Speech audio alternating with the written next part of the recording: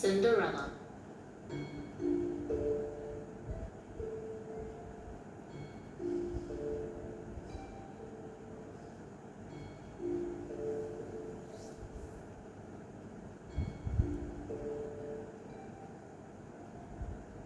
Once upon a time, a rich widower decided to marry again, so his lovely daughter could have a mother to care for her. Unfortunately, he chose a proud and selfish woman with 2 daughters just like herself.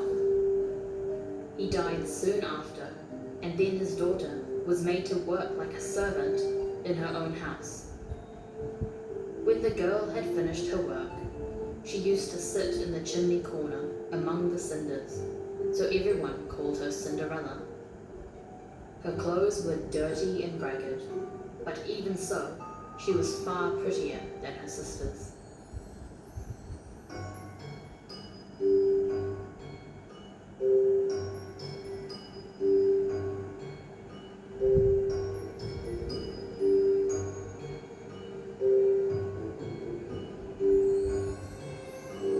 One day, an invitation came for the prince's ball. The sisters were thrilled, but the cruel stepmother would not allow Cinderella to go. She helped her stepsisters to get ready and was left behind when they set off for the palace. She sat in the garden weeping bitterly, when all at once, who should appear beside her but her fairy godmother? "Why are you crying, my child?" asked she. "I would so love to go to the ball," replied the girl. "And so you shall," said the fairy godmother, "if you just bring me a large pumpkin, 6 white mice, a rat, and 6 lizards." Puzzled, Cinderella rushed to do as she was bid, and just a flick of the magic wand turned the pumpkin into an elegant carriage, the mice into fine horses, the rat into a coachman, and the lizards into footmen. The final flourish of the wand turned Cinderella's rags into a beautiful ball gown, and on her feet she found a pair of delicate glass slippers. "Now you are ready," said the fairy godmother, "but be sure to leave by midnight, for then the magic will end."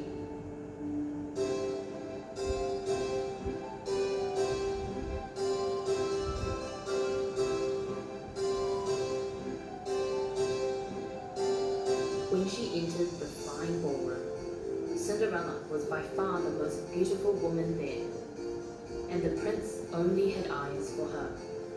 The prince danced only with Cinderella, and the time sped by.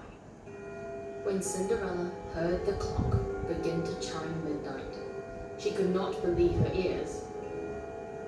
She raced from the ballroom, pursued by the prince, and, in her haste, she lost one of the glass slippers. As the prince bent down to retrieve the slipper, the clock struck 12. When he stood up, Cinderella was nowhere to be found. She was running back to the house, dressed in her old rags.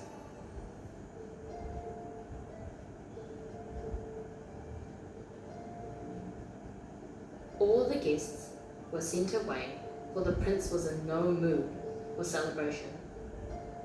He took the glass slipper to the king and said, "I will find the maiden whose foot the slipper fits, and when I have found her, she will be my bride."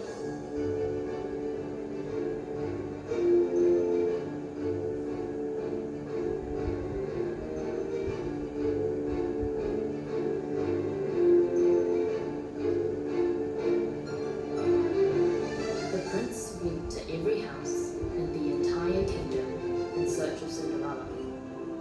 At last, he came to Cinderella's house, where Cinderella's stepsisters tried desperately to squeeze the dainty slipper onto their big, clumsy feet. "Are there any other women at home?" asked the prince. "Only Cinderella, Said the stepmother.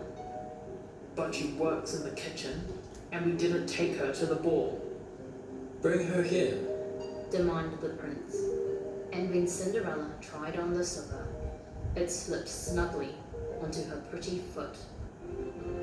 The stepmother and her daughters were white with rage.